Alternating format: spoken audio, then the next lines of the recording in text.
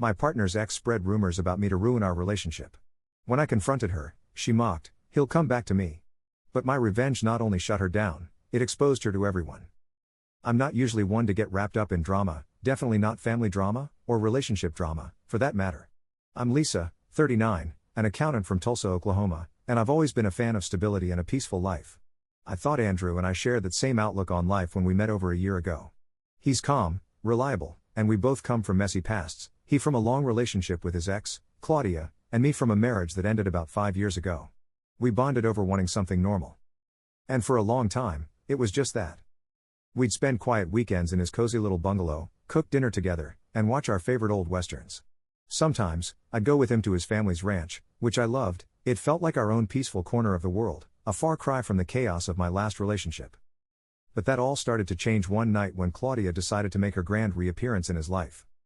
It was a Friday evening, and Andrew and I were at our favorite bistro downtown, the Silver Oak. I'd just gotten promoted at work, and he was treating me to celebrate. We had just ordered, and Andrew was going on about some wild case at his law firm when his phone buzzed on the table between us. He glanced at it, and I saw his expression go from relaxed to pale in seconds. "What's wrong?" I asked, trying to keep my voice steady. He looked at me, a little hesitant, then flipped the phone screen around so I could see. It was a message from Claudia. All it said was, "Can we talk? It's important." I felt a twist in my stomach. "She's still texting you?" He shrugged, looking as confused as I felt. "It's been months since she last reached out. I have no idea what she wants." I tried to brush it off and focus on our evening, but something gnawed at me. Why was Claudia reaching out now? Just when things between Andrew and me were starting to feel real? We were both moving forward from our pasts, finally building something stable and secure. I told myself it was probably nothing, but that uneasiness hung over me like a rain cloud. Then, a week later, things took a turn for the bizarre. It started innocently enough. I was getting coffee with a couple of old friends from college, Maya and Julie. We were laughing, catching up, talking about everything under the sun, when Julie leaned in, looking a little too serious. "Hey, Lisa," she said cautiously, "I heard a weird rumor. Are you and Andrew okay?" I blinked, taken aback. Yeah, why wouldn't we be?" Julie exchanged a glance with Maya, who looked away, clearly uncomfortable. "Well, someone told me, never mind, it's probably nothing." "No, tell me," I insisted, my curiosity piqued. She sighed, clearly wishing she hadn't brought it up. "I heard from Claudia's cousin that, well, apparently, Andrew told Claudia he wasn't sure about your relationship anymore. That he was having second thoughts." I laughed it off at first. I mean, there was no way that was true. But the laughter came out forced, and I could feel my face growing hot. I didn't want my friends to see that I was rattled, so I brushed it off. "Yeah, right. I think I'd know if that were true." But the seed had been planted. I tried to shake it off, telling myself it was just Claudia stirring up drama. She couldn't handle that Andrew had moved on, so she was trying to sabotage our relationship. Or was there more to it? Over the next few days, I started noticing little things that fueled my doubt. Andrew would check his phone a bit too often, his gaze lingering on it longer than usual. One night, I saw him texting someone and, when I asked who it was, he mumbled something about work and put his phone away. It was nothing, or at least it should have been, but the timing was just too strange. And the rumors didn't stop. By the end of the week, I'd heard from at least 3 more friends asking if Andrew and I were okay or if we'd had a rough patch.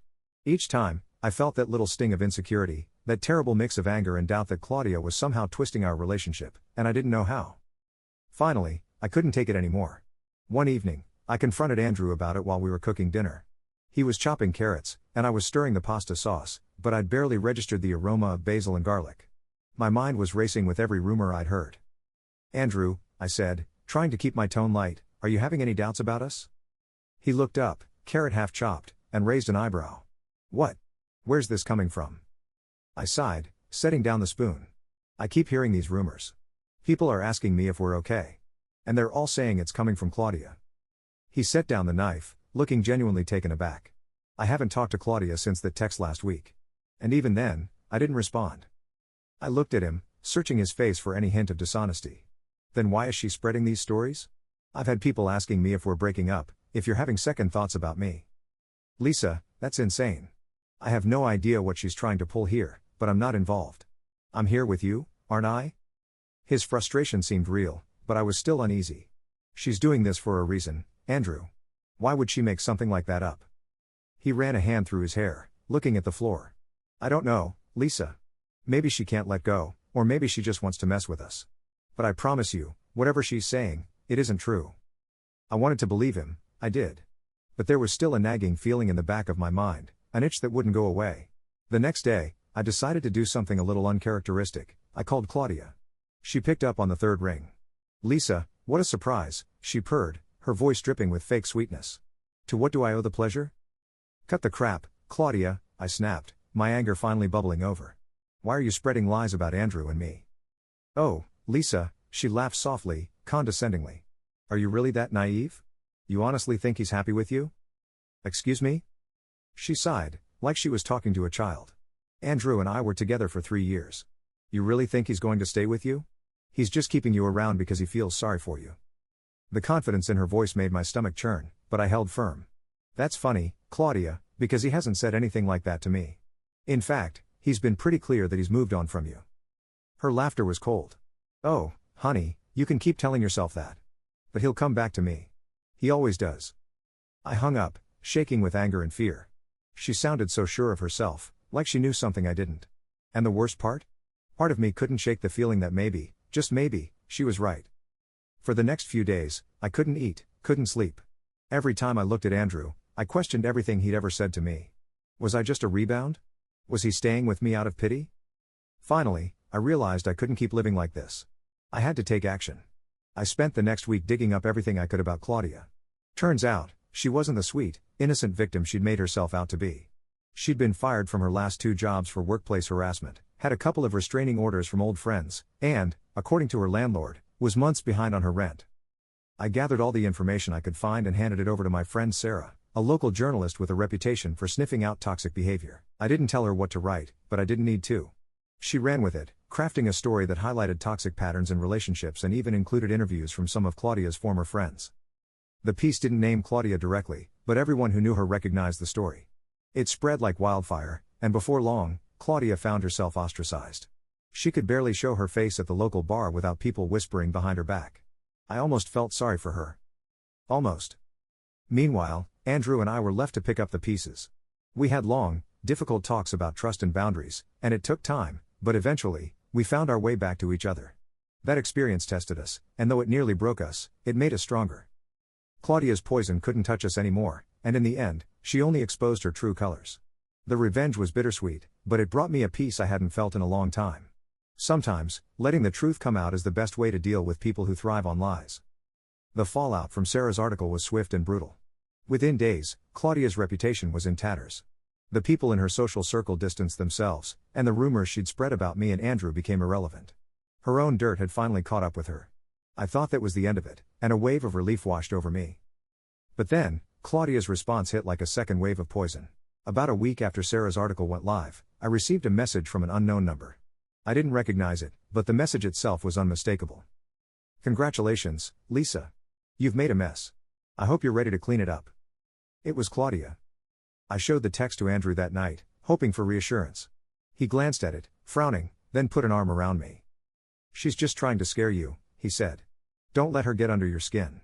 She's got no power over us." But despite Andrew's confidence, the text haunted me. What did she mean by clean it up? Was she planning to retaliate? Spread more lies? I tried to push the anxiety aside, telling myself she was grasping at straws. But it was like waiting for a shoe to drop. And drop it did, right in the middle of Andrew's family barbecue that weekend. Andrew's mom, Janice, was hosting a casual cookout at their family ranch, inviting extended family, a few friends, and even some neighbors. It was supposed to be a relaxing afternoon, a break from all the recent stress. We were sitting under the wide oak tree in the yard, the smell of grilled burgers and corn wafting through the air, when a car pulled up, dust swirling in its wake. I glanced over, not thinking much of it, until I saw her. Claudia.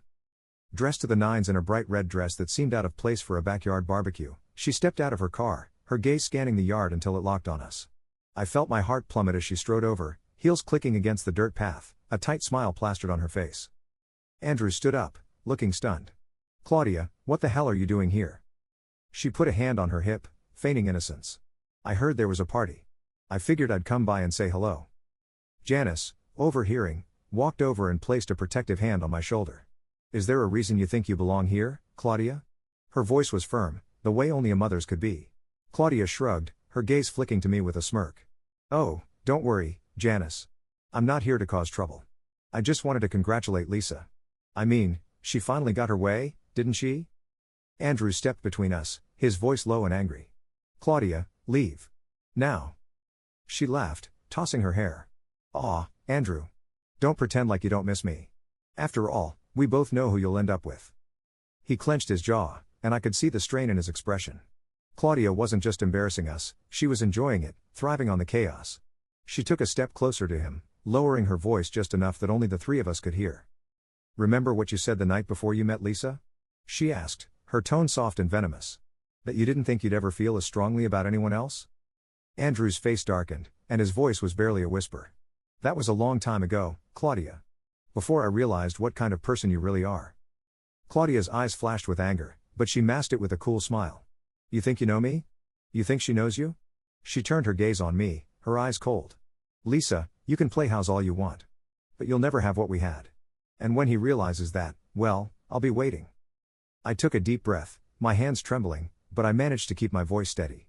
You can wait all you want, Claudia. I'm not going anywhere. She let out a short, humorless laugh. We'll see about that. And with that, she turned and strode back to her car, throwing one last look over her shoulder before driving off, leaving a tense silence in her wake. Andrew put his arms around me, but I could tell he was shaken. And for the rest of the afternoon, I couldn't shake the fear that she'd wormed her way back into his head. The next few weeks were hard. Claudia was like a shadow over everything, and though Andrew and I tried to move past it, her words lingered in my mind. Did she have some power over him I didn't know about? Could he really still have feelings for her? I hated that I was even questioning it, but the doubt gnawed at me. One night, as we sat on his porch in silence, I finally turned to him. Andrew, do you still feel anything for her? He looked at me, shocked. Lisa, how could you ask that? I felt a surge of guilt but forced myself to keep going. I know how long you were together, and I know she's still in your head. I see it. He took a deep breath, setting down his drink. Lisa, listen to me. Claudia is a manipulator. She knows exactly how to twist things, how to make people question themselves. It's what she does. But she's nothing to me now. I swear to you. He looked so sincere, so pained that I felt my doubts melt away. I realized then that it wasn't Claudia who had power over us, it was my own fear of losing what we had. She thrived on that fear, and as long as I let it control me, she'd always have a way in. I trust you, I said, finally meaning it. We both took a deep breath, as if a weight had been lifted. From that moment on, I decided not to let Claudia's toxicity poison us anymore. A few days later, I heard through the grapevine that Claudia had moved away, taking a job in another city. Apparently, her friends had stopped answering her calls, and without anyone to spread her venom to, she decided to leave Tulsa behind. For the first time in months, I felt like I could finally breathe again. Andrew and I moved forward, leaving the shadows of Claudia's bitterness behind us. We focused on rebuilding trust, healing from the scars she'd left on our relationship. In the end, Claudia had only exposed herself. Her attempt to tear us apart had made us stronger, and though the scars remained, they were reminders of how much we'd fought for each other. She'd taught me an invaluable lesson, that real love can withstand any storm, even one brewed by someone as malicious as her. Now, when I think back to that time, I feel a mix of anger, sadness, and gratitude. Anger for what we endured, sadness for the way Claudia's pain turned into cruelty, but gratitude for the strength it brought to my relationship with Andrew. We'll always have that chapter in our story, but now, we're writing new ones. And for the first time, I'm looking forward to every single page.